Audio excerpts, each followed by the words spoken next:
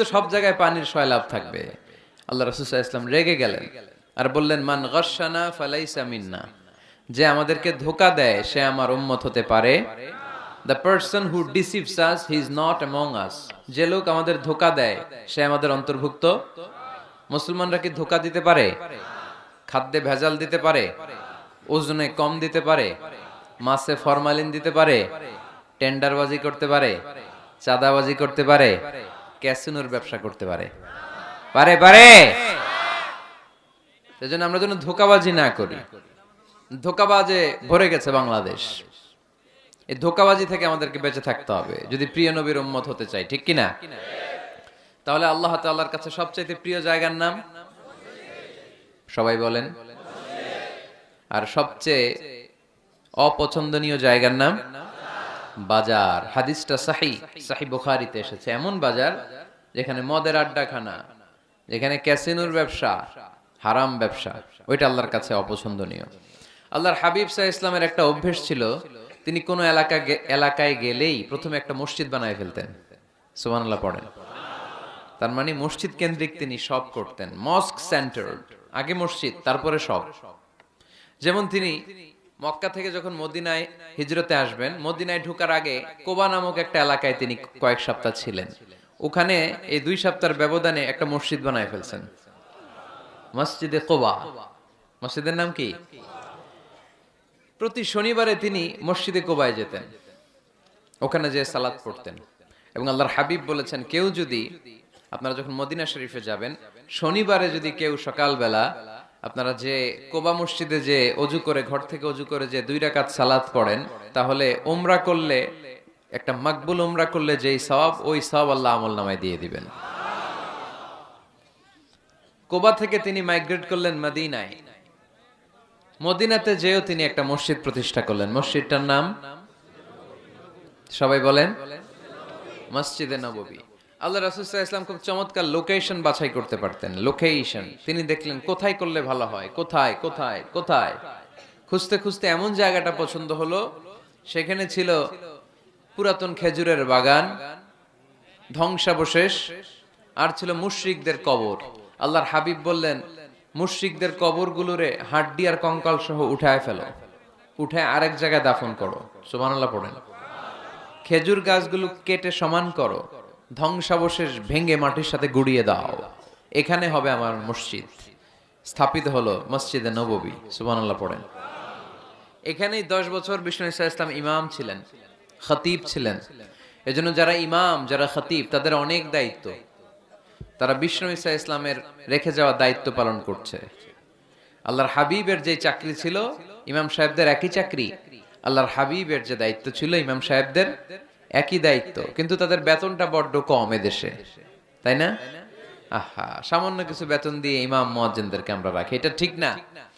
এজন্য টাঙ্গাইলবাসীদেরকে আমি প্রথম যে মেসেজটা দিতে চাই, ইমাম মুয়াজ্জিন আর খাদেমদের বেতন বাড়ায় দেন। আপনার বেতন বাড়ায় দিবে কে?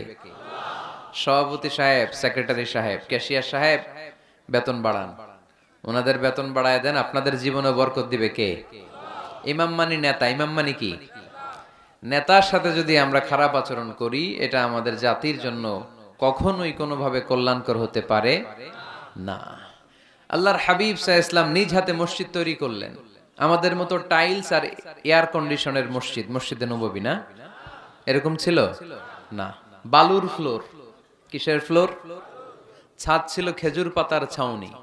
বৃষ্টি হলে ওই বালুর মধ্যে কাদামাটি হয়ে যেত, আর ওই কাদামাটিতেই দাঁড়িয়ে নামাজ পড়তেন মুহাম্মদ সাল্লাল্লাহু আলাইহি ওয়াসাল্লাম। সাহাবারা বলতেন, আল্লাহর হাবিব যখন নামাজ পড়ে আমাদের দিকে তাকাতেন, রাআইতু আসারা তিনি ফি জাবহাতিহি, আমরা রাসূলের নাকে এবং কপালে দেখতাম কাদার মাটি মিশে আছে।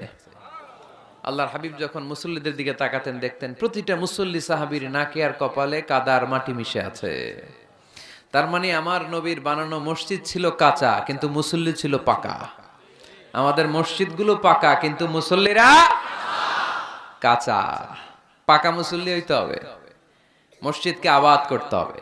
কি করতে হবে? আওয়াজ করে বলেন, কি করতে হবে? আমরা মিলে, সবাই মিলে যেন মসজিদকে আবাদ করি। আমরা যেন মসজিদ নির্মাণ করি, সবাই যেন মসজিদ আবাদে অংশগ্রহণ করে। এজন্য আল্লাহ বললেন, ইন্নামা ইয়া'মুরু মাসাজিদাল্লাহি মান আমানা বিল্লাহি ওয়াল ইয়াউমিল আখির ওয়া আকামাস সালাতা ওয়া আতাজ যাকাতা ওয়া লাম ইয়াখশা ইল্লাল্লাহ فعسى أولئك أن يكونوا من المهتدين সুবহান আল্লাহ পড়েন। নিশ্চয়ই মসজিদ আবাদ করে তারা যারা আল্লাহয় বিশ্বাস করে, আখিরাতে বিশ্বাস করে, সালাত কায়েম করে, যাকাত আদায় করে, আল্লাহ ছাড়া কাউরে ভয় পায় না। এই পাঁচটা কাজ যারা দুনিয়ার বুকে করে তারাই হলো আল্লাহর জমিনে মসজিদের আবাদকারী। ঠিক কি না? ফাআসা উলাইকা ইয়াকুনু মিনাল মুহতাদিন, আশা করা যায় এরাই হলো হেদায়েত প্রাপ্তদের অন্তর্ভুক্ত। সুবহানাল্লাহ পড়ে। এদের কাছে আল্লাহর হেদায়েত আছে। পাঁচটা গুণ আর কোয়ালিটিস থাকবে যারা মসজিদের আবাদ করবে। এক নম্বর গুণ, মসজিদের আবাদকারী যারা হবে তারা বিশ্বাস করবে একজনকে, তিনি কে। আবার তাদের দুই নাম্বার গুণ, তারা আখিরাতে বিশ্বাস করবে। মসজিদ যারা আবাদ করবে তাদের তিন নাম্বার গুণ, তারা মসজিদে যে জামাতে সালাত আদায় করবে। ঠিক কিনা? মসজিদ আবাদ করে কিন্তু মসজিদে যায় না, এরকম আছে না নাই? মসজিদের সভাপতি যায় না, মসজিদে সেক্রেটারি যায় না, ক্যাশিয়ার যায় না, আছে না নাই? তো এটা কি আবাদ করলেন আপনি? আপনি সভাপতি, আপনার তো আরো আগে যাওয়া দরকার। যাবেন মসজিদে, আপনি সেক্রেটারি, আপনি যাবেন মসজিদে, যাবেন যে নামাজ পড়বেন। আপনি ক্যাশিয়ার, কোষাধ্যক্ষ, যান না কেন আপনি মসজিদে? আপনি যদি মসজিদ আবাদকারী হতে চান, রব্বে কারিমের খাতায় মসজিদ আবাদকারীদের সাথে নিজের নামটা টুকে নিতে চান, তাহলে মসজিদে যান। ঠিক কি না? এজন্য আল্লাহ বললেন, মসজিদ আবাদকারী তারা যারা আল্লাহর উপর ঈমান আনে, আখিরাতের প্রতি ঈমান আনে, তারা মসজিদে যায়। মসজিদে যে সালাত কায়েম করে। কি করে? সালাত কায়েম করো, হো সালাত কায়েম করো, হবে সম্মানী তুমি, হবে জান্নাতি তুমি, হবে সম্মানী তুমি, হবে জান্নাতি তুমি।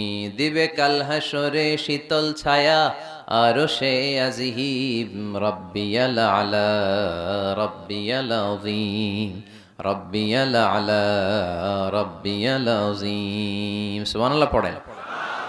আউয়ালু মা ইউহাসাবু বিহিল আবদু ইয়াউমাল কিয়ামাতি আস-সালাহ। কিয়ামতের দিন সর্বপ্রথম যে জিনিসটার হিসাব আল্লাহ নেবেন সেটা কি? সালাত। কুরবানির গোশতের সাথে যেটা খায়, তাই না? সালাত মানে নামাজ। এই নামাজের হিসাবটা সর্বপ্রথম আমাদের কাছ থেকে চাইবে কে? আপনার আমলনামার এই হিসাব যদি আপনার জন্য কিয়ামতের দিন সহজ হয়ে যায়, পুরো আমলনামাটারে সহজ করে দিবে কে? আর এই সালাতের হিসাবে যদি গন্ডগোল লাগে, সব গন্ডগোল লাগায় দিবে কে? এজন্য আল্লাহ বললেন, মসজিদের আবাদকারী তারা যারা আমার উপরে বিশ্বাস রাখে, আখিরাতে বিশ্বাস রাখে, সালাত কায়েম করে, যাকাত আদায় করে, আল্লাহ ছাড়া কাউকে তারা ভয় পায় না। ওয়ালাম ইয়াখশা ইল্লাল্লাহ, আল্লাহ ছাড়া কাউকে তারা ভয় পায় না। তাদের হৃদয়ে ভয় থাকে একজনের, তিনি কে? ফাআসা উলাইকা ইয়াকুনু মিনাল মুহতাদিন, আশা করা যায় তারাই হেদায়েত প্রাপ্তদের অন্তর্ভুক্ত। ঠিক কি না? কথাটা কার? এখন আমরা মসজিদের আবাদকারী হতে চাই কি চাই না? এই 4-5 জন চান? সবাই মসজিদের আবাদকারী হতে চাই কি চাই না? তাহলে এই 5টা কাজ করতে হবে। আল্লাহর উপর বিশ্বাস, আখিরাতে বিশ্বাস, মসজিদে যে সালাত আদায়, যাকাত আদায়, আর হৃদয়ে আল্লাহর ভয় ছাড়া আর কারো কোনো ভয় থাকতে পারবে না। সাউন্ড নাই ওইখানে? মাইকম্যান কই? কি নাম তোমার মাইকের? দেখি। সুরেলা। নাই কোনো সুর তোমার মাইকে, নাম দিছো সুরেলা। মতিঝিলে মতি নাই, আছে শুধু জিল। সোনার গায়ে সোনা নাই, আছে শুধু বিল। তোমার মাইকে সুর নাই, নাম দিছো সুরেলা। সুর দাও, এদিকে একটু সুর দিয়ে দাও, একটু সাউন্ড দিয়ে দাও, একটু স্ট্রং করে দাও। সুরেলা, সুন্দর নাম দিছো তুমি। আমার নবীর কণ্ঠ ছিল বড় সুরেলা। ঠিক কি না? রাসূল সাল্লাল্লাহু আলাইহি ওয়াসাল্লামের কণ্ঠের তেলাওয়াত শুনে কাফের মুশরিকগুলো পাগল হয়ে যেত, অস্থির হয়ে যেত, এত সুন্দর কণ্ঠ কি করে হয়। এবং রাতের বেলা লুকিয়ে লুকিয়ে আল্লাহর হাবিবের তেলাওয়াত শুনতে যেত। সুবহানাল্লাহ পড়বেন না?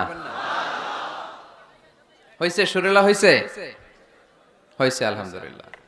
তাহলে আমরা সবাই মসজিদ আবাদ করতে চাই। টাঙ্গাইলের ভাইরা আজকে আমাকে বলল যে মসজিদ নাকি আজকে আপনারা আবাদ করবেন। রাজি আছেন তো সবাই? খেয়াল রাখবেন, ইসলামে মসজিদ এটা সবার নাকি আওয়ামী লীগের, বিএনপির, জাতীয় পার্টির, জামাত ইসলাম, পীরের মুরিদ, তাবলীগের ভাই? কাদের? চিল্লায় বলেন কাদের? অনেক জায়গায় দেখেন মসজিদ বানায় আহলে হাদিস জামে মসজিদ। কেন আহলে হাদিস জামে মসজিদ হবে কেন? আবার অনেক জায়গায় হানাফি জামে মসজিদ। কেন? সমস্যা কি আপনাদের? ভাগ করেন কেন? আল্লাহ রাসূল আসছে মিলাইতে, আমরা খালি কোপায়া কোপায়া ভাগ করে দেই। না, ভাগ করবেন না, সবাইরে সব মসজিদে ঢুকতে দিবেন। আহলে হাদিসের ভাইরা হানাফি ভাইদের সাথে মসজিদে সালাত পড়বে, হানাফি মাযহাব যারা মানে তারা আহলে হাদিসের ভাইদের সাথে সালাত আদায় করবে। ঠেলাঠেলি আছে?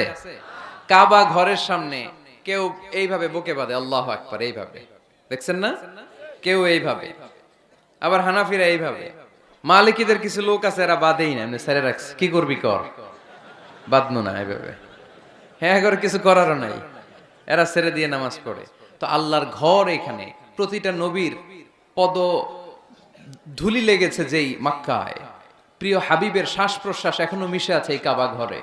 আল্লাহর ঘর কাবা বাইতুল্লাহ, ওখানে দাঁড়িয়ে কেউ এখানে কেউ এখানে কেউ এখানে, কেউ বাদেই না, কেউ আমিন জোরে কেউ আস্তে। কোনো ঠেলাঠেলি আছে? তো বাংলাদেশে ঠেলাঠেলিটা আনলো কে? কেন এই ঠেলাঠেলিটা করেন? কথা কি বুঝেন? ঠেলাঠেলির দিন শেষ, ঐক্য গড়ার বাংলাদেশ। চিল্লায় বলো ঠিক কিনা? আমরা ঐক্য চাই। অনেক ভুল বুঝানো হয়েছে আমাদেরকে, অনেক ন্যারো মাইন্ডেড বানিয়ে রাখা হয়েছে। সংকীর্ণতার দিন শেষ, পরিবর্তন হতে শুরু করেছে। মানুষ এখন অনেক চালাক। জনগণের ধোকা দেওয়া, তাওহীদপন্থী মুসলমানদের গোজামিল দিয়ে বুঝ দেওয়ার দিন শেষ। জোরে বলেন ঠিক কিনা? যেটা বলবেন কোরআন সুন্নাহর আলোকে বলবেন। ইসলাম এসেছে মিলানোর জন্য, তো আপনি পিস পিস করেন কেন? আল্লাহ আপনার পিস পিস করে ফেলবে। সবাই ভাই ভাই, মসজিদ সবার। ৬০ জন খ্রিস্টান পাদ্রী নাজরান থেকে এসেছে আল্লাহর হাবিবের সাথে দেখা করতে। জায়গা নাই, কই বসতে দিবে? কোনো জায়গা না পেয়ে ৬০ জন খ্রিস্টানের জন্য আল্লাহর হাবিব সাল্লাল্লাহু আলাইহি ওয়াসাল্লাম মসজিদে নববীর দরজা খুলে দিয়ে খ্রিস্টানদেরকে মসজিদে ঢুকতে দিয়েছেন। মসজিদে নববীতে খ্রিস্টান ঢুকতে পারে, আর আমাদের আহলে হাদিস মসজিদে হানাফি ভাইরা ঢুকতে পারে না। হানাফি ভাইদের মসজিদে আহলে হাদিসের ভাইরা ঢুকতে পারে না। এটা আপনি পেয়েছেন কোথায়? কেন করেন এগুলো? বাদ দিয়ে দেন। আমরা সবাই এক। চিল্লায় বলেন ঠিক কিনা? আপনারা কি ঐক্য চান নাকি কিলাকিলি করবেন? আমরা কিলাকিলি চাই, বিভেদ চাই, হিংসা চাই, আর কোন ঝগড়া মারামারি চাই? আমরা চাই ঐক্য। চিল্লায় বলেন কি চাই? আল্লাহ তুমি ঐক্য প্রতিষ্ঠার তৌফিক আমাদেরকে দান করো। আরো জোরে বলি আমিন। এজন্য আল্লাহ বললেন ইন্নামা ইয়ামুরু মাসাজিদাল্লাহ, যারা আল্লাহয় বিশ্বাসী, নামাজ পড়ে, যাকাত দেয়, আল্লাহরে ভয় করে, তারাই মসজিদের আবাদ করে। উমরানুল মাসাজিদ, কেমন করে মসজিদের আবাদ করবেন? ১ নাম্বার, মসজিদ নির্মাণের মাধ্যমে মসজিদের আবাদ হয়। ঠিক কিনা? আল্লাহর হাবিব বললেন মান বানা লিল্লাহি বাইতান মিন মালিহি বানাল্লাহু লাহু বাইতান ফিল জান্নাহ। নিজের অর্থ ব্যয় করে যে দুনিয়ার বুকে মসজিদ বানায়া দেয়, আল্লাহ তার জন্য জান্নাতে ঘর বানায়া দেয়। ইন্না মিম্মা ইয়ালহাকু আল মুমিনু মিন হাসানাতিহি বা'দা মাউতিহি, মৃত্যুর পরে কোন মানুষ যে সওয়াবগুলো অটোমেটিক সব সময় ধারাবাহিকভাবে পেতে থাকে, তার মধ্যে একটা হচ্ছে দুনিয়াতে সে যদি কোনো মসজিদ বানিয়ে যায়, তার পার্সেন্টেজ সওয়াব যতদিন এই পৃথিবী থাকবে ততদিন আপনার আমল নামায় ওই সওয়াবের পার্সেন্টেজ পাঠিয়ে দিবে কে? তার মানে মসজিদ আবাদের ১ নাম্বার পদ্ধতি মসজিদ বানানো। মসজিদ আবাদের ২ নাম্বার পদ্ধতি বারবার মসজিদে যাওয়া, মসজিদে যে জামাতে সালাত আদায় করা। মসজিদের সাথে সম্পর্কের দরকার আছে না নাই? মসজিদে যে জামাতে সালাত আদায় করা। সালাতুল জামাআ তাফদুলু সালাতাল ফাযি বি২৭ দারাজা। একা নামাজ পড়লে যেই সওয়াব, মসজিদে যে জামাতে পড়লে ২৭ গুণ সওয়াব হয়ে যায়। এজন্য জামাতে সালাত পড়বেন তো। তার মানে 1 নম্বরে পেলাম মসজিদ বানানো, 2 নম্বরে পেলাম মসজিদে যে জামাতে নামাজ পড়া, 3 নম্বরে মসজিদের সাথে হৃদয়টারে ঝুলিয়ে রাখা। মসজিদের সাথে হৃদয়টা ঝুলে থাকবে। 7 শ্রেণীর ব্যক্তিকে আল্লাহ তাআলা কিয়ামতের দিন আরশের নিচে ছায়া দিবে। এর মধ্যে 1 শ্রেণীর ব্যক্তি ওই ব্যক্তি যে ব্যক্তির হৃদয়টা সবসময় মসজিদের সাথে ঝুলে থাকে, লেগে থাকে। জোহরের নামাজ পড়ে খালি টেনশন, কিরে আসরের সময় কখন হবে। আসর পরে চিন্তা করে মাগরিবে আমি কই থাকবো, তখন মসজিদ থাকবে কই, নামাজটা হবে কিনা। মাগরিব পড়ার পরে একটাই চিন্তা, ঘুমের আগে এশাটা যেন ঠিক মতো হয়। ঠিক কিনা? এরকম মুসল্লি আছে না নাই? আল্লাহর হাবিব বললেন, যারা সব সময় হৃদয়টারে মসজিদের সাথে এইভাবে লাগিয়ে রাখে, আরশের নিচে তাদেরকে সেদিন ছায়া দিবে কে? আল্লাহর আরশের ছায়া ছাড়া ওই দিন আর কোনো ছায়া থাকবে নাকি? আকাশের সূর্য মাথার কাছে নেমে আসবে, জমিনটারে তামার জমিন বানিয়ে দেওয়া হবে, জিহ্বাটা তৃষ্ণার চোটে বের হয়ে নাভি পর্যন্ত কুকুরের মতো ঝুলতে থাকবে, মানুষগুলো চিৎকার মারবে, কোনো ছায়া নাই আরশের ছায়া ছাড়া। ওই আরশের ছায়ার নিচে ওই ব্যক্তিকে আল্লাহ ছায়া দিবেন যার হৃদয়টা মসজিদের সাথে লেগে থাকে, সবসময় মসজিদের সাথে মনটা পড়ে থাকে। এরকম আছে না নাই? মসজিদে বারবার যেতে চায়। মসজিদে যাওয়ার জন্য যতগুলো কদম ফেলবেন, প্রতিটা কদমে আপনার মর্যাদা এক স্ট্যাটাস, একতলা বাড়ায় দেয় কে? গুনাহগুলো মাফ করে দেয় কে? আবার মসজিদে যদি কোনো দিনই হালাকায় বসেন, আল্লাহর রহমত চারদিক থেকে আপনারে বেষ্টন করে ফেলে, আল্লাহর ফেরেশতারা আপনাদের জন্য দোয়া করতে থাকে। তাহলে মসজিদ আবাদের 1 নাম্বার নমুনা হলো মসজিদ বানানো। মসজিদকে আবাদ করার 2 নাম্বার নমুনা হলো মসজিদে জামাতের সাথে সালাত আদায় করা। মসজিদ আবাদের 3 নাম্বার নমুনা হলো হৃদয়টা মসজিদের সাথে ঝুলিয়ে রাখা। মসজিদ আবাদের 4 নাম্বার নমুনা হলো নিজ হাতে মসজিদকে পরিষ্কার পরিচ্ছন্ন রাখা। মসজিদ ঝাড়ু দিছেন কে কে? দেখি হাত তোলেন। প্রত্যেকদিন দেন? আলহামদুলিল্লাহ, আলহামদুলিল্লাহ। এটা সাইয়েদনা ইব্রাহিম আলাইহিস সালাম আর ইসমাঈল আলাইহিস সালামের ডিউটি ছিল। ডিউটিটা দিছিল কে? চিল্লায় বলেন কে? আল্লাহ বললেন, তাহহিরা বাইতিয়া লিত-তাইফিনা ওয়াল আকিফিনা ওয়ার রুকআইস সুজুদ। মসজিদেরি ঝাড়ু বারদার ও কামারে হাত, শোনো আমার মুনাজাত। পড়েন, শোনো শোনো ইয়া ইলাহি আমার মুনাজাত, শোনো আমার মুনাজাত। পড়েন আমিন। খাদেম ঝাড়ু দিল কিনা? মসজিদের ফ্লোর মুছলো কিনা? মুয়াজ্জিন হুজুর মসজিদ ঝাড়ু দিল কিনা? মসজিদে বালু আছে কিনা? সবাই যে চেক করে। দায়িত্ব কি শুধু খাদেমের আর মুয়াজ্জিনের কাঁধের উপরে নাকি আমাদের কাঁধেও মসজিদ পরিচ্ছন্ন রাখার দায়িত্ব আছে? রাডাই 2 জন নবীকে আল্লাহ বললেন, সাইয়েদনা ইব্রাহিম যাকে উপাধি দিয়েছেন আল্লাহ খলিল, আমার মসজিদ পরিষ্কার করো, বাপ বেটা মিলে ঝাড়ু দাও। সাইয়েদনা ইসমাইল ইব্রাহিম মসজিদ ঝাড়ু দিতে পারলে আপনি কোন লাট সাহেব হয়েছেন? কি হয়ে গিয়েছেন আপনি? মনে জ্বালা যন্ত্রণা, ঘরে মারামারি, শান্তি নাই, মসজিদে চলে যান, মসজিদ মুছে দেন, একটু ঝাড়ু দিয়ে দেন, আপনার ঘরের সব অশান্তিরে শান্তি বানায় দিবে কে? মনের জ্বালা যন্ত্রণা দূর করে দিবে কে? এই জন্য হৃদয়ে যদি কষ্ট থাকে, জ্বালা যন্ত্রণা থাকে, অসুখ থাকে, অশান্তি থাকে, মসজিদে যান, মসজিদটা ঝাড়ু দেন, এতিমের মাথায় হাত বুলায় দেন, হৃদয়টারে প্রশান্ত করে দিবে কে? তাহলে এই কাজগুলো করার মাধ্যমে আমরা মসজিদ আবাদ করব। রাজি আছেন? আপনাদের টাঙ্গাইল জেলায় সবচেয়ে বড় মসজিদ কোনটা?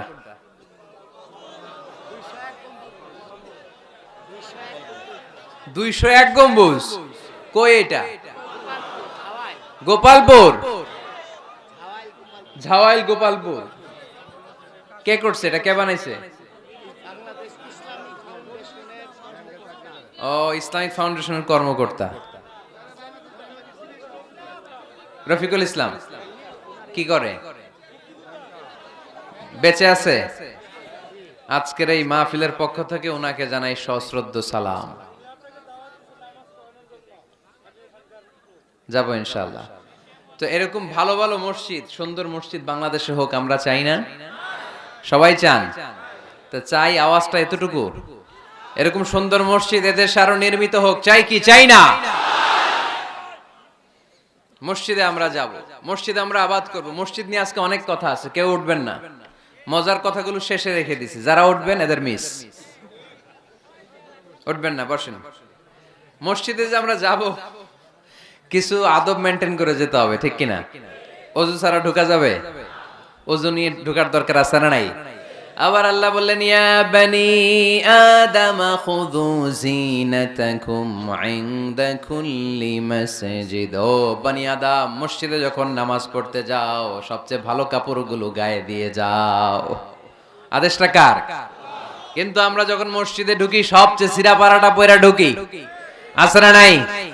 পুরান দুরান ছিঁড়া পাড়া যেটা আর চলে না ওইটা গায়ে দেয়া যায়। আর বিয়ের অনুষ্ঠানে সুন্নাতে খাতনা, পহেলা বৈশাখ, এসো হে বৈশাখ তোমারে আদর করি, 31st নাইটে যখন প্রোগ্রামে যাই, বিশ্ব ভালোবাসা দিবসে যখন ভালোবাসা করতে যাই, তখন সুন্দর সুন্দর পাঞ্জাবি আছে না নাই? তখন নতুন জামা, বিশ্ব ভালোবাসা দিবস আসতেছে। ওইটা কি দিবস? বেহায়া দিবস। আহা, আমার কিশোরগঞ্জে মাহফিল ছিল গত বছর এই ভালোবাসা দিবসের দিন। দেখি সবগুলার হাতে গোলাপ ফুল, গোলাপ ফুল শেষ, পুরো কিশোরগঞ্জের সব গোলাপ ফুল শেষ। ফুলের দোকানে যাই দেখলাম কিচ্ছু নাই, কয় হুজুর গত রাতেই শেষ। বিশ্ব বেহায়া দিবস, এগুলোর সাথে আমাদের কোনো সম্পর্ক নাই। আমাদের সবচেয়ে ভালো জামাটা আমরা মসজিদে পরে যাব। আমরা দুনিয়ার কাউরে দেখাতে চাই না, আমরা যা করি দেখাতে চাই একজনকে, তিনি কে? তাহলে মসজিদের প্রথম আদব ওযু করে ঢুকবো। 2 নাম্বার আদব, সব চাইতে ভালো জামাটা গায়ে দিয়ে মসজিদে ঢুকবো।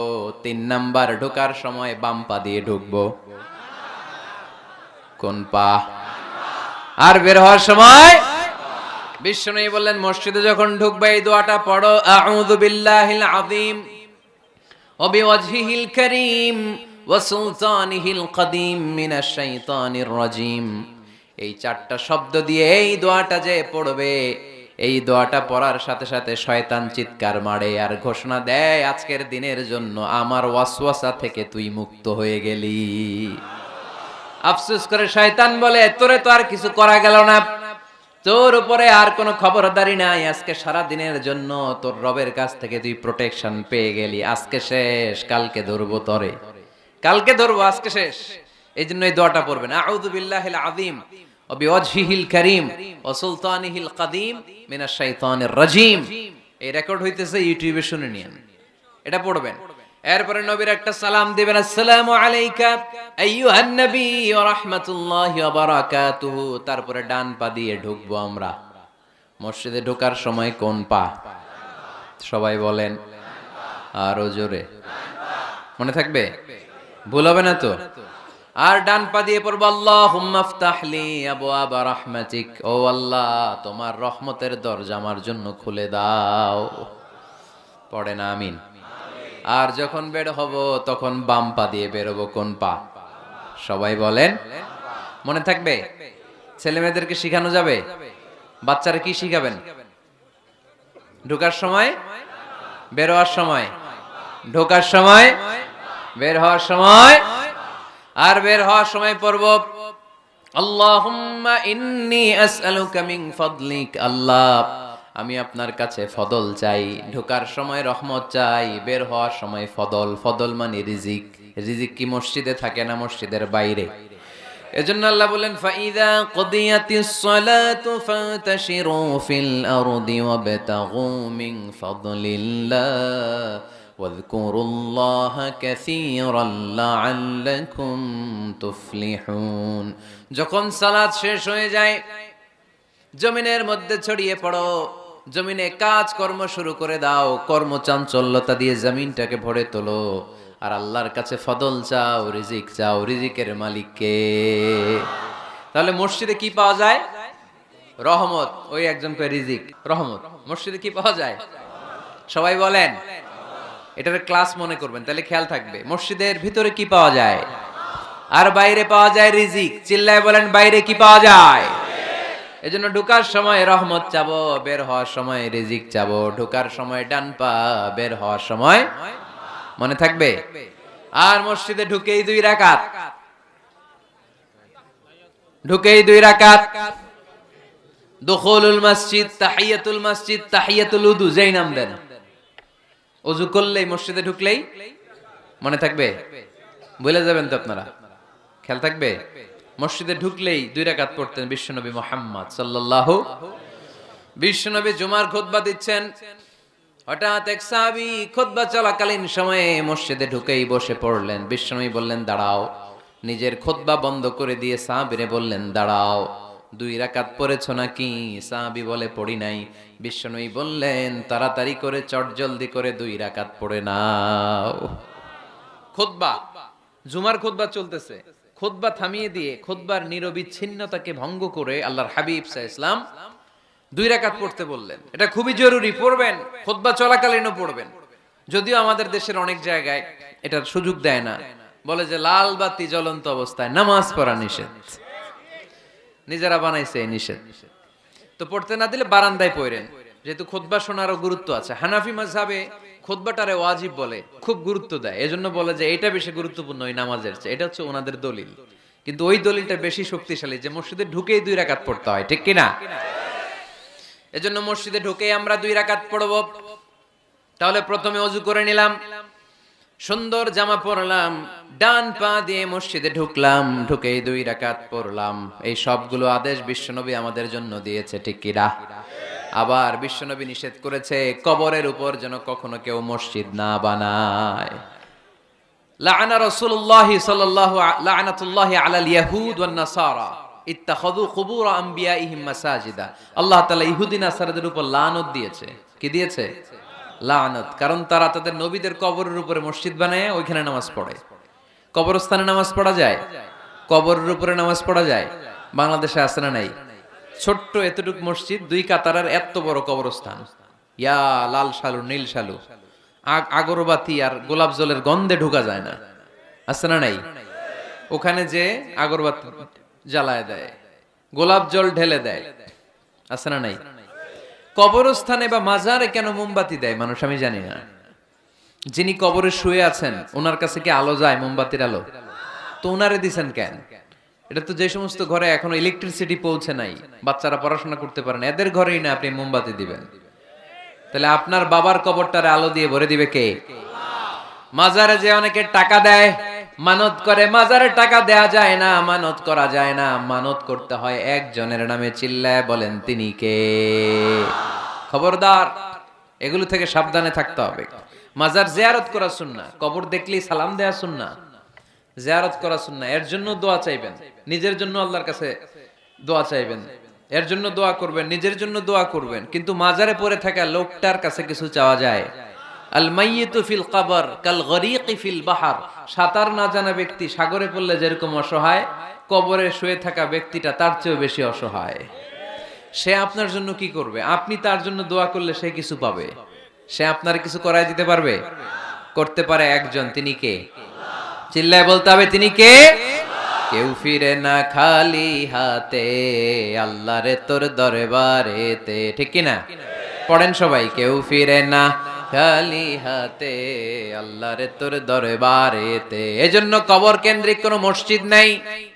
আগে মসজিদ, পরে হবে কবর। যেমন বিশ্বনবী আগে তৈরি করেছেন মসজিদে নববী, তার পাশে হয়েছে বিশ্বনবীর কবর, তার বাম দিকে হয়েছে বাকিউল গারকাদ, বাকি কবরস্থান, মাকবারাতুল বাকি, যেখানে বিশ্বনবীর স্ত্রীরা শুয়ে আছেন, সাহাবারা শুয়ে আছেন রাদিয়াল্লাহু তাআলা আনহুম ওয়া আনহুন্নাহ। তাহলে আগে হবে মসজিদ, তারপরে কবর। কবর কেন্দ্রিক কোন মসজিদ বানানো যাবে? মনে থাকবে এটা। টাঙ্গাইলে এরকম আছে যে আগে কোন আল্লাহর ওলির কবর ছিল, এর উপরে বিশাল মসজিদ বানাই থইছে, আছে? নাই। আলহামদুলিল্লাহ, খুব ভালো। কবর কেন্দ্রিক মসজিদ বানাবেন না, মসজিদ আর কবরস্থানে গ্যাপ রাখবেন, তা না হলে ভেজাল হওয়ার সম্ভাবনা আছে না নাই? এরপরে বিশ্বনবী মসজিদকে ক্লিন রাখতে বলেছেন। আমারা রাসূলুল্লাহ সাল্লাল্লাহু আলাইহি ওয়াসাল্লাম বিবিনাইল মসজিদি ফি দুয়ার ওয়া আন তুনাযযাফা ওয়া তুতায়্যাবা। আল্লাহর হাবিব বলেছেন, এলাকা এলাকায় তোমরা মসজিদ বানাও, মসজিদগুলোরে পরিষ্কার রাখো, আতর আর সুগন্ধি দিয়ে তোমরা পারফিউম করে দাও। মসজিদটারে সুগন্ধযুক্ত করে রাখবেন, পারফিউম করে রাখবেন। আরব দেশে মসজিদে বাখুর জ্বালিয়ে দেয়, উদ জ্বালিয়ে দেয়, মসজিদে ঢুকলেই কলিজাটা ঠান্ডা হয়ে যায়, নামাজ পড়তে মনে চায়, কোনো দুর্গন্ধ নাই। এজন্য মসজিদ পরিচ্ছন্ন রাখার দরকার আছে না নাই? এরপরে বিষ্ণু ইসলাম বললেন, মসজিদের সর্বশেষ আদব হলো তোমরা যখন মসজিদ বানাবা, খবরদার মসজিদকে অতিমাত্রায় ডিজাইন করা যাবে না। অতিমাত্রায় ডিজাইন করা যাবে না। আমরা এতই ডিজাইন করি, কোনটা মসজিদ আর কোনটা কমিউনিটি সেন্টার চিনাই যায় না। আছে না নাই? না, অতিমাত্রায় ডিজাইন না, যতটুকু লাগে। গরম লাগে, এয়ারকন লাগান, নো প্রবলেম।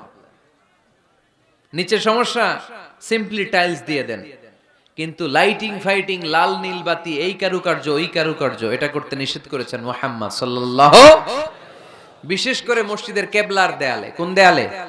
কেবলার দেয়ালে কোনো ঘড়ি থাকতে পারবে না, কোনো ক্যালেন্ডার থাকতে পারবে না, সব পিছনে। ইমাম সাহেব ঘড়ির টাইম দেখে নিবে। সামনে ক্যালেন্ডার থাকলে নামাজের সময় ক্যালেন্ডারের ভিতরে যে মাদ্রাসা মসজিদ, ওইখানে নজর পড়ার সম্ভাবনা আছে না নাই? বিভিন্ন জিনিস লেখা থাকে, নামাজও পড়ি, ওইটাও পড়ি, আছে না নাই? নামাজ পড়ে কয়টা বাজলো, ঘড়ির দিকে নজর পড়ার সম্ভাবনা আছে না নাই? এই জন্য কেবলার দেয়ালটা যদি সাদা মাঠা রাখা যায় সেটাই ভালো। আপনার নজর থাকবে সেজদার দিকে। ডানে একটা নজর দিলে আল্লাহ বলে ফিরে আয়, সেজদার দিকে তাকা। আরেক দিকে নজর দিলে আল্লাহ বলে ফিরে আয়, সেজদার দিকে তাকা। আবার যদি টাইলসের দিকে নজর দেন, আল্লাহ বলে ফিরে আয়, সেজদার দিকে তাকা। আবার যদি নজর দেন, আল্লাহ রেগে যে বলে লা হাজাত আলী ইলা সলাতিক, তোর এই নামাজের কোনো দরকার আমার নাই। যে আল্লাহ তাআলাকে খুশি করার জন্য সালাত পড়তে আসলাম, উনি যদি বলে তোর এই নামাজের দরকার আমার নাই, তো কার জন্য সালাত পড়লেন আপনি? এজন্য মসজিদের সামনের ওয়ালে যত কম ডিজাইন হওয়া যায়, ঘড়ি, ক্যালেন্ডার ইত্যাদি ফিত্যাদি, লেখা জোখা, এগুলো সামনে না, এগুলো পেছনে দিতে পারলে ভালো। ইভেন জায়নামাজের মধ্যেও কাবা ঘরের ডিজাইন আছে না নাই? এটা ইহুদিদের ষড়যন্ত্র। আমরা বোকা শোকা মুসলমান, ওরা সর্বপ্রথম জায়নামাজের মধ্যে কাবা ঘরের ডিজাইন দিছে। কোন ডিজাইন? আর আমরা মুসলমানরা মনের অজান্তে নিজের কাবারে নিজে লাথি মারি। কথা বলেন, কথা বলেন। এজন্য খবরদার, কোন মসজিদের ডিজাইনওয়ালা, কোন কাবা ঘরের নমুনাওয়ালা, মসজিদুল আকসার গম্বুজলা, মসজিদে নববীর কোন গম্বুজলা জায়নামাজ আমরা কিনবো না। আমরা না কিনলে ওদের ব্যবসা শেষ, ঠিক কিনা? ফ্রেশ জায়নামাজ কিনবেন। কি জায়নামাজ? ফ্রেশ। সিম্পলি ফুল হইতে পারে, সাদা হইলে আরো ভালো। ফ্রেশ কোন মসজিদ, বিশেষ করে কাবার ডিজাইনওয়ালা তো কিনাই যাবে না। ওইটার মধ্যে দাঁড়ায় আছে ইমাম সাহেব, আছে না নাই? মনে থাকবে, মনে থাকবে। এজন্য বিশ্বনবী বললেন, মসজিদ নির্মাণ করো, মসজিদের সাথে হৃদয়টারে ঝুলিয়ে রাখো। কিয়ামতের দিন এই মসজিদের ওসিলায় জান্নাতের বাড়ি বানায়া দিবে কে? আবার বিশ্বনবী বললেন, লা তুসাদ্দুর রিহাল ইল্লা ইলা সালাসাতি মাসাজিদা, এই দুনিয়ার বুকে 3টা মসজিদের দিকে শুধু বিশেষ সওয়াবের উদ্দেশ্যে ভ্রমণ করা যায়। এই 3টা মসজিদ ছাড়া বিশেষ সওয়াবের উদ্দেশ্যে পৃথিবীর কোনো মসজিদে ভ্রমণ করা যাবে। আপনি ডিজাইন দেখতে যাইতে পারবেন। এই যে বললেন যে কি একটা হইছে, 200 কত গম্বুজ? 201 গম্বুজ সুন্দর একটা বানাইছে, দেখতে যাই, যাওয়া যাবে। নামাজ পড়তে মনে চায়, ওইটাই যাওয়া যাবে, কিন্তু ওইখানে বেশি সওয়াব হবে, এই নিয়তে যাওয়া যাবে? You cannot say it any journey expecting special virtue except 3 mosques, the mosque of Haram, the mosque an-Nabawi, the Masjid al-Aqsa, ঠিক কি না? এই 3টা মসজিদ ছাড়া বিশেষ সওয়াবের নিয়তে পৃথিবীর কোনো মসজিদে ভ্রমণ করা যায় না, তবে দেখতে যাওয়া যায়। এটার আর্কিটেকচারাল ডিজাইন দেখার জন্য, এটার ক্যালিওগ্রাফিক্যাল ডিজাইন, এটার ইকোসিস্টেম, এটা কেমন করে করেছে, কতটুকু জায়গা, ডিজাইনটা কেমন, এটা দেখার জন্য যেতে পারবেন। কিন্তু এই 201 গম্বুজে নামাজ পড়লে সওয়াব 3 গুণ হবে, এরকম ধারণা করা যাবে? বাইতুল মুকাররমে পড়লে এত গুণ সওয়াব, এই ধারণা করা যাবে? এই যে চলে আসছে 201 গম্বুজ, আমি দেখতেছি, আপনারা পাবেন না দেখতে। আগে দেখে ফেলছেন? মাশাআল্লাহ, মাশাআল্লাহ, সুন্দর। আরো কিছু পরামর্শ দিবে, এগুলো শেষে দিচ্ছি আমি। কষ্ট হইতেছে আপনাদের? জিমায় পড়তেছেন? আরো কয়েক মিনিট শুনবেন? তিনটা মসজিদে নিয়ত করে যাওয়া যায়। এক নম্বরে মসজিদে হারাম, এক নম্বরে কি ইন্না আউওয়ালা বাইতিন উদিআ লিন-নাসি লাল্লাযী বিবাক্কাতা মুবারাকা, সর্বপ্রথম যেই ঘরটা আল্লাহ তাআলা জমিনের মধ্যে স্থাপন করলেন ওই ঘরটা হলো মসজিদুল হারামের মাঝখানের কাবা ঘর। এই ঘরটা অবস্থিত যেই শহরের মধ্যে, শহরের নাম বাক্কা, এখনকার নাম মক্কা। সুবহানাল্লাহ পড়েন। মক্কার আগের নাম বাক্কা। কোরআনে বাক্কার কথা আছে। এবং হজ উমরা করতে গেলে দেখবেন যে অনেক হোটেল আছে, হোটেলের নাম ফুন্দুক বাক্কা। ফুন্দুক বাক্কা মানে বাক্কা হোটেল। মক্কার আগের নাম কি? বাক্কা। এখান থেকেই বিষ্ণু ঈসা ইসলাম ইসরা শুরু করেছেন। মেরাজের আগের ধাপ নাম ইসরা। এই মসজিদে 1 রাকাত নামাজ পড়লে 1 লক্ষ রাকাতের সওয়াব দেয় কে? সুবহানাল্লাহ কইতে পারলেন না? পৃথিবীর আর কোন মসজিদে 1 রাকাত পড়লে 1 লক্ষ রাকাতের সওয়াব হয়? আপনাদের 201 গম্বুজে পড়লে, বাইতুল মুকাররম, পৃথিবীর কোন মসজিদে পড়লে হবে? শুধুমাত্র কেবলমাত্র মসজিদুল হারামে 1 রাকাত সালাত পড়লে 1 লক্ষ রাকাতের সওয়াব আমলনামায় দিবে কে? এজন্য আল্লাহ বললেন ওখানে যাও, হাইসুমা তুয়াল্লু ফাওয়াল্লু উজুহাকুম শাতরা, যেখানে যাইবা দুনিয়ার যেখানেই থাকো না কেন কাবা ঘরের দিকে হয়ে নামাজ পড়াকে আবশ্যক করেছে কে? পৃথিবীর যেখানেই যান কোন দিকে হয়ে নামাজ পড়বেন? কাবা, টু দ্য ডাইরেকশন অফ কিবলা। আপনি অবাক হবেন, অস্ট্রেলিয়ায় একটা শহর আছে সিডনি। এই সিডনি শহরে একটা জঙ্গল আছে। এই জঙ্গলে একটা গাছ আছে, যে গাছটা মানুষের মতো রুকু করে আছে, টু দ্য ডাইরেকশন অফ কিবলা, তাও কিবলামুখী হয়ে। পত্রিকার কাটিং দেখেছেন না আপনারা? অনেক ক্যালেন্ডারেও আছে। গাছ, ইউটিউবে দেখেছেন? গাছ রুকু করে আছে টু দ্য ডাইরেকশন অফ কিবলা, কিবলামুখী হয়ে মানুষের মতো। সুবহানাল্লাহ পড়েন। তাহলে এই মসজিদ এমন মসজিদ, এই মসজিদে 1 রাকাত সালাত পড়লে 1 লক্ষ রাকাতের সওয়াব হয়ে যায়। এই মসজিদ এমন মসজিদ, যেই মসজিদের মাঝখানে একটা ঘর আছে, ঘরটার নাম বাইতুল্লাহ। প্রতিনিয়ত এই ঘরের উপর 120টা রহমত নাজিল করে কে? সিত্তুন আলিত তাইফিন, 60টা রহমত নাজিল হয় যারা কাবা ঘরের চারদিকে তাওয়াফ করতে থাকে। আরবাঈন লিল মুসাল্লিন, 40টা রহমত নাজিল হয় যারা কাবা ঘরের চারদিকে নামাজ পড়তে থাকে। 20 লিন নাযিরিন ইলাল কাবা, বাকি 20টা সওয়াব নাজিল হয় যারা শুধু কাবা ঘরের দিকে তাকিয়ে থাকে। কাবা ঘরের দিকে তাকায় থাকলে সওয়াব। সুবহানাল্লাহ বললেন না? আন-নাযার ইলাল কাবা, 3 জিনিসের দিকে তাকালেই সওয়াব। কয় জিনিস? জোরে বলেন। 1 নাম্বার আন-নাযার ইলাল মুসহাফ, কোরআনের দিকে তাকালেই সওয়াব, পড়া লাগবে না। পড়লে তো সওয়াব আছে, তাকানো মাত্রই। 2 নাম্বার আন-নাযার ইলা ওয়াজহিল ওয়ালিদাইন, মা বাবার চেহারা। মা বাবার খেদমত করলে তো সওয়াব আছেই, টাকা দিলে তো সওয়াব আছেই, কিন্তু মা বাবার চেহারার নজরের দিকে যদি রহমতের নজরে একবার তাকান, একটা কবুল হজ করলে যেই সওয়াব, ওই সওয়াব আমল নামায় দিবে কে? মা বাবা এমন জিনিস আমরা চিনলাম না। আমরা পীর সাহেবের দরবারে লাউ নিয়ে যাই আর গান গাই, সাদের লাউ বানাইলো মোরে, আগা খাইলাম ডগা খাইলাম, খাইলাম না ডুগডুগি না। তো কই লাউ নিয়ে যান আপনি, কই হাদিয়া নিয়ে যান? আসল পীর সাহেব তো আপনার ঘরে। আপনার আব্বা সবচেয়ে বড় পীর সাহেব, আপনার আম্মা জান আপনার জন্য সবচেয়ে বড় পীর সাহেব। গোটা বিশ্বের সব পীর সাহেব যদি 50 বার করে কোরআন খতম দিয়ে 1 গ্লাস পানির মধ্যে ফু দেয়, আর আপনার আব্বা শুধু বিসমিল্লাহ বলে যদি 1 গ্লাসের পানিতে ফু দেয়, ওই গ্লাসের পানির ফুটা আল্লাহর কাছে কবুল হয়ে যাবে। এজন্য বিশ্বনবী বলতেন, জান্নাতু তাহতা আকদামি উম্মাহাতিকুম, ও দুনিয়ার মানুষেরা শোনো, দুনিয়ার পুরুষ মানুষদের পায়ের নিচে থাকে জুতা, জুতার নিচে থাকে বালু আর মাটি, আর দুনিয়ার বুকে এক একটা মায়ের পায়ের নিচে থাকে তার সন্তানদের জান্নাত। ওগো মা তুমি এই ধরনের শ্রেষ্ঠ নেয়ামত, তোমারই পদ তলে রয়েছে জান্নাত। ওগো মা তুমি এই ধরনের শ্রেষ্ঠ নেয়ামত, তোমারই পদ তলে রয়েছে জান্নাত। সুবহানাল্লাহ পড়েন। কি মা? এই মারে আমরা চিনি না। লাউ কাতাআতা জিলদাক, তোমার গায়ের চামড়া কেটেও যদি মাকে জুতো বানিয়ে দাও, ওই যে ছোটবেলায় দুধ খাইছিলা, 1 ঢোক দুধের শোধ আদায় হবে না। 1 ঢোক দুধের শোধ আদায় হবে না। ওই মা তিনবার বললেন আল্লাহ রাসূল এই মায়ের কথা। কয়বার? আল্লাহ হাবিব বললেন মা মা মা, তারপরে মা কয়বার? বাবা কয়বার? তার মানে ইসলাম মাকে দিয়েছে স্বর্ণ পদক, ইসলাম মাকে দিয়েছে রৌপ্য পদক, ইসলাম মাকে দিয়েছে ব্রোঞ্জ পদক, বাবাকে দিয়েছে সান্ত্বনা পুরস্কার। ঠিক কিনা? তিনবার যদি মা হয়, একবার যদি বাবা হয়, তাহলে স্বর্ণ পদক কে? রৌপ্য পদক, ব্রোঞ্জ পদক, সান্ত্বনা পুরস্কার। সুবহানাল্লাহ কইতে বললেন না? ওই মায়ের চেহারার দিকে যদি রহমতের নজরে একবার তাকান, কবুল হজের সওয়াব আছে না নাই? তাহলে 1 নাম্বার কোরআনের দিকে নজর করলে সওয়াব, 2 নাম্বার মা বাবার চেহারার দিকে নজর করলে সওয়াব, 3 নাম্বার আল্লাহর কাবা ঘরের গিলাফের দিকে যখন নজর করে তাকাবেন 20টা রহমত নাজিল করবে কে?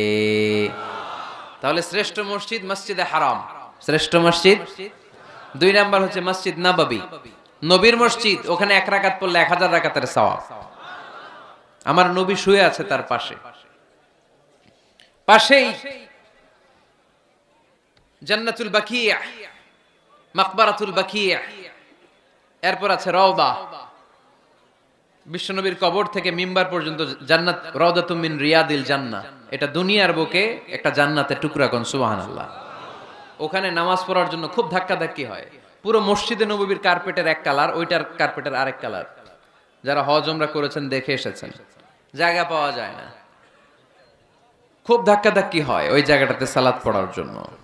এটা হচ্ছে দ্বিতীয় মসজিদ শ্রেষ্ঠত্বের দিক থেকে। তৃতীয় মসজিদ হচ্ছে মসজিদে আকসা, ফিলিস্তিনে। আহা, এই দুইটাতে যাওয়ার সুযোগ হইলো, ওইটাতে যাওয়ার সুযোগ নাই। ইসরায়েলি হায়নাদের দখলে, চিল্লা এখন ঠিক কিনা? আমরা আল্লাহর কাছে চাই আমরা মসজিদুল হারাম, এই মসজিদ নববীতে যেমনে সালাত পড়তে পারি, বাইতুল মাকদাসে যেও যেন সালাত পড়তে পারে। আল্লাহ তুমি তৌফিক দাও। বাইতুল মাকদাসে 1 রাকাত পড়লে 250 রাকাতের সওয়াব, আরেক বর্ণনা এসেছে 500 রাকাতের সওয়াব। এই তিনটার পরে দুনিয়ার যত বড় মসজিদ হোক না কেন সবগুলোর সওয়াব সমান। সুবহানাল্লাহ পড়েন। তাহলে আমরা মসজিদ আবাদ করতে চাই, কি করতে চাই? এই মসজিদ হচ্ছে আমাদের মুসলমানদের সামাজিক ঐক্যের কেন্দ্রবিন্দু, সামাজিক ঐক্যের কেন্দ্রবিন্দু আমাদের মসজিদ। বুঝতে হবে, এটা খ্রিস্টানদের চার্চের মতো, এটা ইহুদিদের সিনাগগের মতো, এটা শিখদের গুরুদুয়ারার মতো গতানুগতিক কোনো ইবাদত গাহ বা উপাসনা কেন্দ্র নয়। এটা আমাদের ঐক্যের ভিত্তি। চিল্লায় বলেন ঠিক কি না? বিশ্বনবী মসজিদে নববী থেকে সব করেছেন। বিশ্বনবীর মসজিদে নববীটাই ছিল ক্যান্টনমেন্ট, সেনাবাহিনীর ক্যান্টনমেন্ট ছিল এটা। বিশ্বনবীর মসজিদে নববী ছিল গণভবন, আমার নবীর মসজিদে ছিল বঙ্গভবন। এইখানেই ছিল সুপ্রিম কোর্ট, হাই কোর্ট। এখানে বসেই বিশ্বনবী যুদ্ধের জন্য সেনা প্রেরণ করতেন, এখানে বসেই বিশ্বনবী বেকারদের কর্মসংস্থান করতেন, এখানে বসেই বিশ্বনবী বিধবা নারীদের জন্য ভাতার ব্যবস্থা করে দিতেন। এই মসজিদের মধ্যে বসেই বিশ্বনবী আহলে সুফার সাহাবীদেরকে হাদিসের শিক্ষা দিতেন। সুবহানাল্লাহ পড়েন। এজন্য মসজিদের নানামুখী ব্যবহার আছে। আমরা শুধু এটা ইবাদতের জন্য রাখছি, কিন্তু বিষ্ণু ঈসা ইসলাম এটাকে নানা কাজে লাগিয়েছেন। আমাদের মসজিদগুলোকে আমরা শুধুমাত্র জিকির আর সালাতের জন্য নির্ধারণ করেছি, কিন্তু বিষ্ণু ঈসা ইসলাম নানামুখী কাজ এই মসজিদের ভেতরে করেছেন। মসজিদে নববী বাচ্চাদের জন্য উন্মুক্ত ছিল, নারীদের জন্য উন্মুক্ত ছিল, হিজরাদের জন্য উন্মুক্ত ছিল। সুবহানাল্লাহ কইতে পারলেন না? হিজরা আছে এলাকায়, টাঙ্গাইলে দেখলে কি করেন? টিটকারি মারেন, হাসেন। আপনাকে মারে? হ্যাঁ, ওরাই মারে। কি টাকা দাবি করে না? এই দোষটা ওদের না, তো দোষটা তো আমাদের। ওদেরকে তৃতীয় লিঙ্গি হিসেবে স্বীকৃতি দিয়েও ওদের সব ধরনের সুযোগ সুবিধা গভর্নমেন্ট হয়তো এখনো দিয়ে সারতে পারে নাই। এটা গভর্নমেন্টের দায়িত্ব। এই বিশাল জনগোষ্ঠীকে গভর্নমেন্ট কি করবে? 2008 সালে ভোটাধিকার দেওয়া হয়েছিল, তারপরেও কোথাও এদের জন্য নাম নাই। একটা বাচ্চা যদি হিজরা হয়ে জন্মায়, মা বাবা তার পরিচয় কারো কাছে দিতে চায় না, লজ্জায়। এর স্কুলে ভর্তি করাইলে স্কুলের ফর্মে আছে ছেলে বা মেয়ে, এটার কোন জায়গায় দিব? ছেলেতে না মেয়েতে? আহা, এজন্য এরাও সমাজে বিচ্ছিন্ন, আলাদা। এরা খুঁজতে থাকে, দেখি আমার মতো কে আছে, তখন এরা হিজরা পাড়ায় চলে যায়, যে একসাথে থাকে একজনের নেতৃত্বে বরের গাড়ি আটকায়, আর কয় 5,000 টাকা দে, নাইলে তোর খবর আছে না নাই? নতুন বাচ্চা হইলেই কাঁথা শুকাইতে দেখলে ওরা যে হামলা করে, বাচ্চারা নিয়ে খেলাধুলা শুরু করে। তো ওদেরকে তো আমরা কর্মসংস্থানের ব্যবস্থা করি নাই তো আমরা। পৃথিবীর বিভিন্ন দেশে সুপার শপে দেখবেন হিজরা, এটা খুবই ন্যাচারাল। আমারও একটা সন্তান হিজরা হইতে পারে না? আপনার একটা সন্তান, ছেলে মেয়ে কোনোটা না হইয়া হিজরা হইতে পারে না? আমি যে ছেলে হইছি কার ইচ্ছায়? আমার বোন যে মেয়ে হইছে কার ইচ্ছায়? হিজরা যে হিজরা হয়ে দুনিয়ায় আসলো এটাও কার ইচ্ছায়? আসল ইচ্ছাটা কার? কর্মসংস্থানের ব্যবস্থা করে দেন। হিজরাদেরকে দেখলে যেহেতু মানুষ ডরায়, এদেরকে আপনি রাস্তাঘাটের জ্যাম ঠিক করার দায়িত্ব দিয়ে দেন, কেউ আর উল্টা পথে যাবে না, ঠিক কিনা? পুলিশের দায়িত্ব দিয়ে দেন, রাস্তাঘাটে এরা দাঁড়াইলে লাঠিও লাগবে না মানুষ, ঠিক কিনা? তো এগুলো তো কাজে লাগাইতে হবে। জনসংখ্যাকে যদি জনশক্তিতে আমরা রূপান্তরিত করতে না পারি তাহলে বিপদ আছে না নাই? বলছিলাম আমার নবীর মসজিদ এটা যেন মসজিদ না, মুসলমানদের মসজিদ খ্রিস্টানদের গির্জার মতো না, হিন্দুদের মন্দিরের মতো না, ইহুদিদের সিনাগগের মতো না, শিখদের গুরুদ্বারার মতো না। মুসলমানদের মসজিদ এটা মুসলমানদের সামাজিক ঐক্যের প্রাণ কেন্দ্র, ঠিক কিনা? মসজিদে নববী সবার জন্য খোলা, বাচ্চারা যেত। আমরা কি বাচ্চাদেরকে মসজিদে যেতে দেই? কি করি? ধমক দেই। বিশেষ করে মুরব্বী বাবারা ধমক দেয়, রেগে যায়। সব মুরব্বীরা না, সব মুরব্বীদেরকে আমি এক পাল্লায় মাপছি না। মুরব্বী বাজানেরা যারা আছেন, বাচ্চাদেরকে মসজিদ থেকে তাড়িয়ে দিয়েন না, ধমক দিয়েন না। আজকে যে ধমক দিয়ে তাড়ায় দিছেন, আর আসবে না, ঠিক কিনা? আর আসবে না। একবার যদি তিক্ত অভিজ্ঞতা নিয়ে একটা ছোট্ট সোনামণি মসজিদ থেকে বের হয়ে যায়, তারে আর কোনোদিন মসজিদমুখী করা যাবে না। আর ওরে যদি আপনি একটা চকলেট দেন, প্রত্যেকটা ইমাম সাহেবের উচিত মসজিদে চকলেট নিয়ে যাওয়া। বাচ্চা দেখলেই চকলেট দিতে হবে, ঠিক কিনা?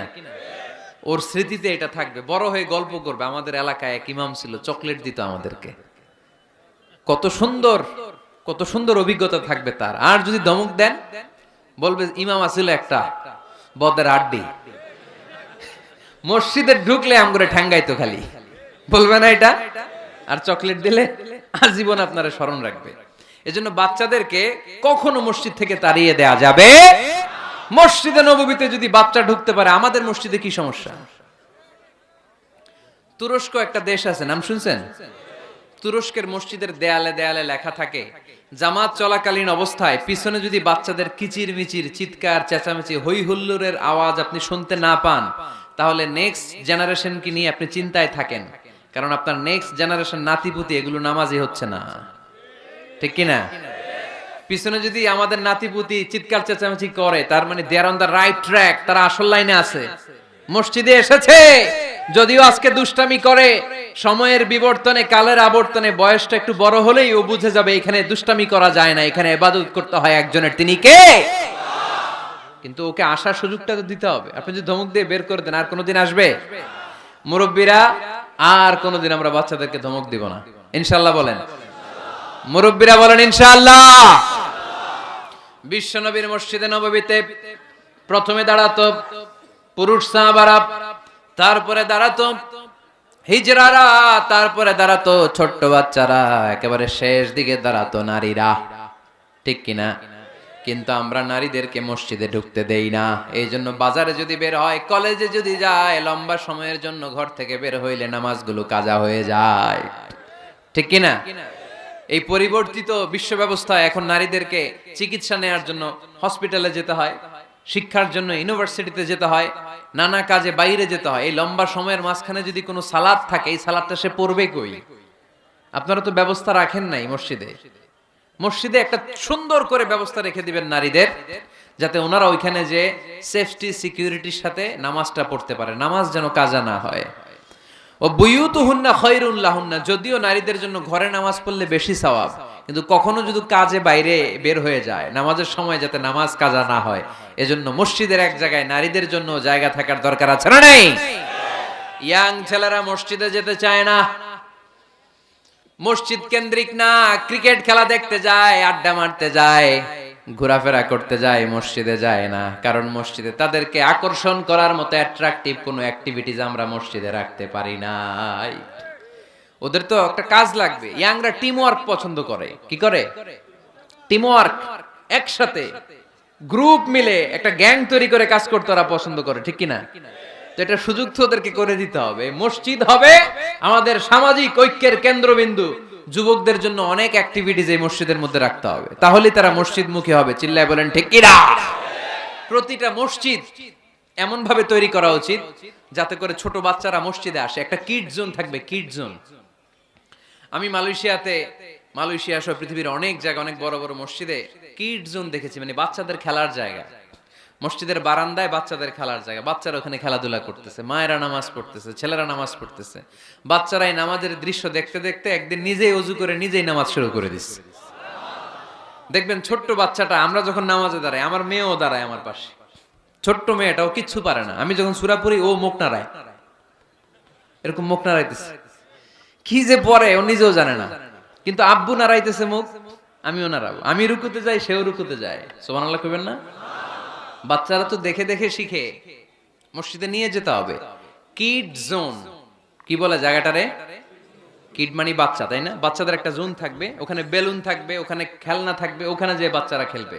আরে বাচ্চারা চিৎকার চেঁচামেচি করবে না তো 80 বছরের বুড়ার চিল্লাবে নাকি? বাচ্চারাই তো চিৎকার করবে, ওরা গ্লাস ভাঙবে, লাফালাফি করবে, দুষ্টামি করবে, ওরাই তো চিল্লাবে। বাচ্চারা লাফালাফি না করে 70 বছরের এক মুরব্বী যদি লাফায়, শুনেই হাসতেছেন আপনারা।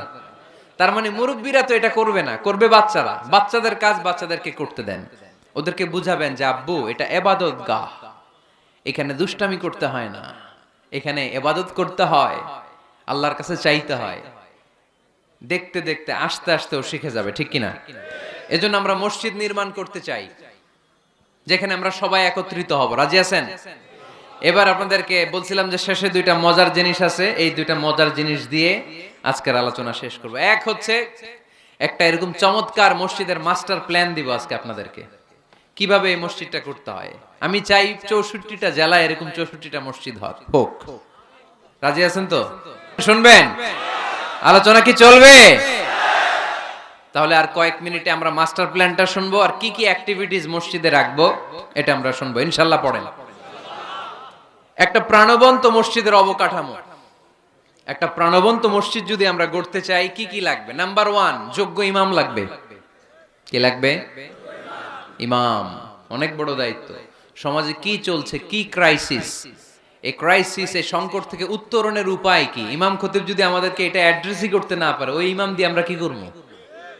কথা কানাকে আমি নামাজ পড়াইতে পারি না, ক্যামেরাম্যান পারে না, সভাপতি সাহেব পারে না, তো ইমাম লাগবে কেন আমাদের? আমরাই তো আমগো নামাজ পড়তে পারি। ইমাম মানে তো নেতা। He lead the way, he lead the way. নেতা কারে বলে? Who knows the way, who goes the way, who shows the way, he is the leader. ঠিক কি না? নেতা কারে কয়? Who knows the way, who goes the way, who shows the way. যে পথ চিনে, যে পথে যেতে পারে, অন্যরে নিয়ে আগাইতে পারে, সে নেতা। তাহলে ইমামের দায়িত্ব, খতিবের দায়িত্ব প্রতি শুক্রবারে গড় পড়তা আলোচনার দরকার নাই। সমাজে কি ক্রাইসিস চলতেছে? ডেঙ্গু। এই ডেঙ্গু অবরোধে, ডেঙ্গুকে ঠেকাতে বিষ্ণু ইসলামের কি নীতিমালা ছিল, ওইটা শোনাইতে হবে আমাদেরকে ইমাম সাহেবের। ঠিক কিনা? প্রচন্ড শীতের প্রকোপে কাঁপছে পুরো বাংলাদেশ, শীতকালে বিশ্বনবী কি আমল করছে ওইটা শোনাইতে হবে এখন আমাদেরকে। কথা কয় না? এখন চলতেছে শীত, আপনি খিজির আলাইহিস সালামের গল্প শোনাইতেছেন, হবে? ওই ইমাম খতিবের আমাদের দরকার নাই। কথা কি মাথায় ঢুকতেছে? কারেন্ট ওয়ার্ল্ডে কি চলে, কারেন্ট অ্যাফেয়ার্স কি চলে, ওইটার আলোকে ইসলামের সমাধান কি? ইমাম যদি ওইটা শোনাইতে পারে, হি ইজ আওয়ার ইমাম, হি ইজ আওয়ার খতিব।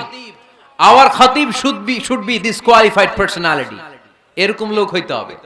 তাহলে একটা প্রাণবন্ত মসজিদের যে অবকাঠামো, আপনাদেরকে আজকে মাস্টার প্ল্যানটা দেই। নাম্বার 1, একজন যোগ্য ইমাম, যোগ্য খতিবের দরকার, যাদের বেতন হবে কমসে কম 1 লাখ টাকা। কত? হুজুর এইবার আর আমরা নাই, অহন আমি নাই, অহন আমনে থাকেন। দিবেন না? দিবেন না? ওইরকম ইমাম পাওয়া গেলে দেওয়া যাবে না? যাবে। মাশাআল্লাহ, শুনেন জরুরি আলাপ, এটা জরুরি আলাপ আপনাদের সাথে। নাম্বার 2, প্রশস্ত এবং বড় এরিয়া নিয়ে মসজিদ করতে হবে, ছোট জায়গা নিয়ে না। একটা মসজিদ করতে হবে কমসে কম 50 বিঘা জায়গার উপর। কয় বিঘা? ওই যে ডরাই গেছে এখনই। 50 বিঘা একটা জায়গা হইলো। এরকম জায়গা দেওয়ার মানুষ অনেক আছে। ওনারে এরকম সুন্দর মাস্টার প্ল্যান দিতে হইলে আজকের এটার পরে যে কত ফোন কল আমার কাছে আসবে যে হুজুর আমি 50 কোটি টাকা নিয়ে রেডি, আপনি এসে উদ্বোধন করে দিয়ে যাবেন মসজিদ। শুনবেন আপনারা কয়দিন পরে, আজকের এই আলোচনার পর ইনশাআল্লাহ। পড়েন, অনেক বড় প্রশস্ত এরিয়া নিয়ে আপনার মসজিদ করতে হবে। ঢাকার মসজিদগুলো দেখছেন চিপা গলি, এটা যে মসজিদ বোঝাই যায় না। আরে মসজিদের শান শৌকত আর ইমেজ দেখে বিধর্মী ভাইয়েরা মুসলমান হওয়ার জন্য পাগল হয়ে যাবে, মসজিদে ঢুকার জন্য পাগল হয়ে যাবে। কি সুন্দর মসজিদ তোমাদের, কত চমৎকার, ফ্যান্টাস্টিক, মার্ভেলাস মসজিদ তোমাদের। দেখতে যাব আমরা, দেখতে যায়ও। মালয়েশিয়াতে 4টা বড় মসজিদ আছে, 2টা পুত্রাজায়াতে। একটার নাম স্টিল মস্ক, মিজান তুয়াঙ্কু জাইনুল আবেদিন মস্ক, বিশাল মসজিদ। আরেকটা আছে পুত্রা মস্ক, মাথির মোহাম্মদ ওখানে সালাত পড়ে, ডক্টর জাকির নায়েক সালাত পড়ে, আমি যাই মাঝে মাঝে ওই মসজিদে।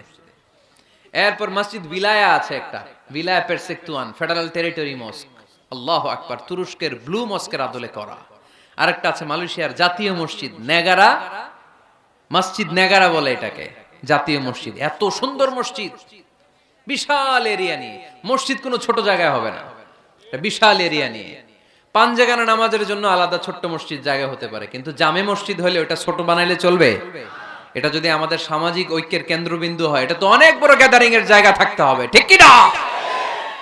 বিশাল এরিয়া নিয়ে মসজিদ হইতে হবে। 2 নাম্বার, পর্যাপ্ত পার্কিং ব্যবস্থা থাকতে হবে মসজিদে। একমত না দ্বিমত? এইখানে যদি আপনি জগৎ বিখ্যাত আলেম রাখেন, খতিব রাখেন, যিনি প্রতি সপ্তাহে কি ঘটে বাংলাদেশে ওইটারে কোরআন হাদিসের আলোকে ব্যাখ্যা করে, তো ওনার কথা শোনার জন্য এরকম লাখ লাখ লোক জড়ো হবে না? এরা এদের প্রাইভেট কার নিয়ে আসবে, অনেক এলিট লোকেরা প্রাইভেট কার নিয়ে আসবে ওনার খুতবা শোনার জন্য। অনেকে নিজের হুন্ডা চালায় আসবে, সাইকেল নিয়ে আসবে, তো এগুলো রাখবে কোথায়? রাস্তায় জ্যাম বাজাবেন নাকি? না, বিশাল পার্কিং লট থাকবে। ওই পার্কিং লটে প্রত্যেকের পার্কিং এর ব্যবস্থা থাকবে। প্রয়োজনে এই পার্কিং এর মধ্য দিয়ে আইডিয়া জেনারেটিং একটা সিস্টেম আপনি করতে পারেন, যে গাড়ি পার্ক করলে 20 টাকা, হুন্ডা পার্ক করলে 10 টাকা। এক জায়গায় আমার মাহফিলে শুধু পার্কিং দিয়ে কামাইছে 7 লক্ষ টাকা। সুবহানাল্লাহ নাই? This is called idea. বর্তমান পৃথিবীতে আইডিয়ার বড় দাম। পার্কিং লট রাখতে হবে, বিশাল বড় পার্কিং লট।